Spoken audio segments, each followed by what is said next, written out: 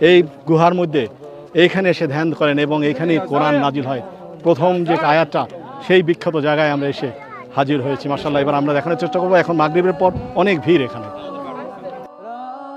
সব শুনে বিবি খাদিজা রাদিয়াল্লাহু তাআলা নবী করিম সাল্লাল্লাহু আলাইহি ইসলামকে তার আপন চাচাতো ভাই ওয়ারাকা ইবনে নওফালকে কাছে নিয়ে গেলেন। সেই আহলে জাহেলিমের যুগেও তিনি ছিলেন খ্রিস্ট ধর্মের অনুসারী। তিনি হিব্রু ভাষা লিখতে জানতেন। যতটা আল্লাহ তাআলা তৌফিক দিতেন, হিব্রু ভাষায় ইঞ্জিল লিখতেন।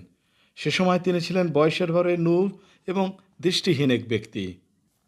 রাসূল আকরাম সাল্লাল্লাহু আলাইহি ইসলাম যা দেখলেন তা সব খুলে বললেন।